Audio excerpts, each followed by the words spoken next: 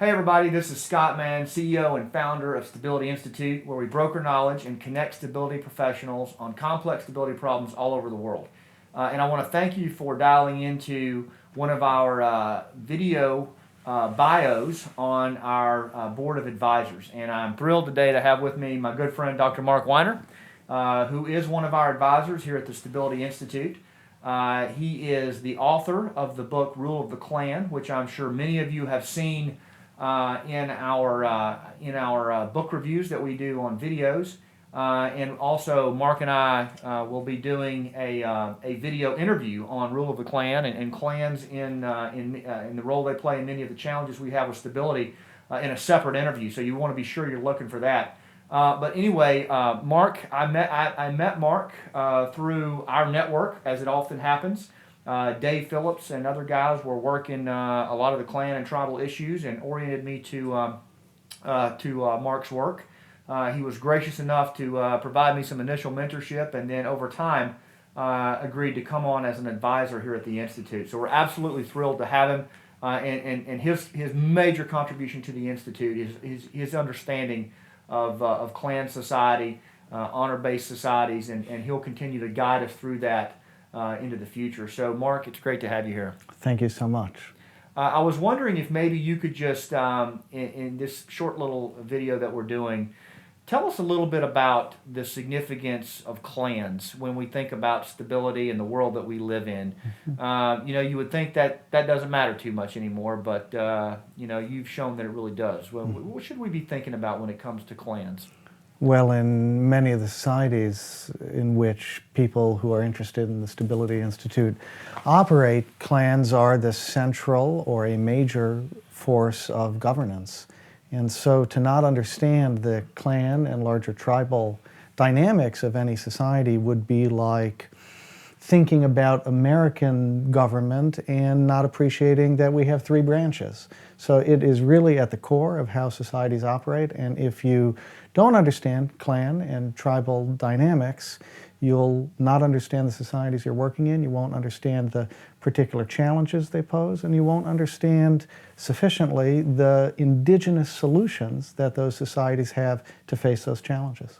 Right, and in your book, you've also talked about that we ignore clans at our peril, and that our failure to understand and work with clan realities could actually cause some pretty negative strategic outcomes. Talk a little bit about that.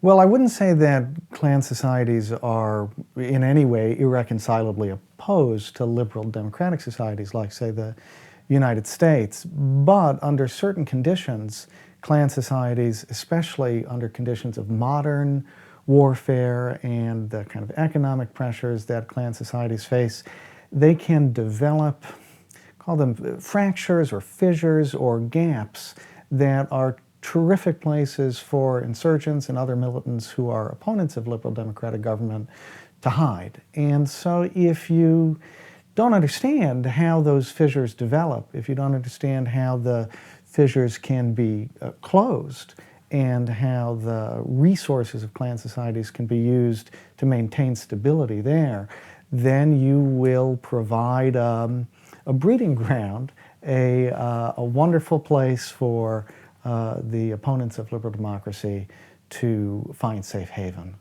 Yeah, and that's something that we've really latched onto at the Institute, and I think for us we started to see this in Iraq and Afghanistan. And now we're seeing it play out all over the world. Places like Yemen and Syria and North Africa, where clan societies are essentially exploited and supplanted. Many of the systems are supplanted by extremists. What tends to happen as a result of social dislocation is that the indigenous structures for instance, resolving the kind of disputes that happen day to day in especially rural areas, but more generally in these societies, are degraded. So if people, say a villager has a conflict with someone else about land or water, or if there's a criminal issue or a family law issue, those indigenous structures of dispute resolution are no longer in place. And other people, competitor competitor groups will come in and try to provide justice or their version of the rule of law. And those competitor groups can often be groups that are really opposed in some fundamental way to liberal democratic values. Exactly. And, we call those shadow courts, Taliban shadow courts in Afghanistan. But for our members out there who are watching this, and those of you who have not become members yet, one thing you can count on is that we're going to lean heavily on Mark to guide us through how to think about these realities and these local realities, these clan realities that he's talking about. They are the opportunities and grievances that are so readily exploited by violent extremists, and so the first step is to appreciate and understand those local realities. So, as our advisor here at the Institute, Mark is going to help us think through this. And another thing, Mark, I just want to throw out as we kind of wrap up this piece of it is this stuff isn't just for local tacticians. I mean, this is stuff that policymakers and strategists need to understand as well. Oh, absolutely, and I think the biggest problem from where I sit as a scholar of constitutional law, of comparative legal history, of comparative law, from my perspective, the biggest challenge is really a challenge of ideas and a challenge of ideas that affects the policy level as well. And I think the big picture for me is the challenge.